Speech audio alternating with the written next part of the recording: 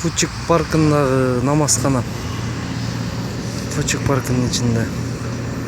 Мыкта мамлекеттин акимден адамдар келип намазкананы жаап атышат. İçindeki болгон жай намаз килемдерди бүт ташып кетишти машина менен. Мынакей.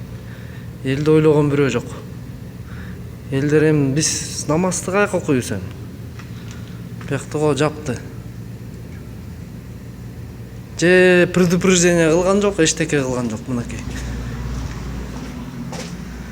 Бияктын бүт өзүбүз ремонт кылганбыз, эл ремонт кылган. Өзүнүн акчасына. Элдер акча чогултуп мына. Анын бүт калды. Мунун баарын талкалайбыз деп атат эми. Кыргыздар кайка баратабыз.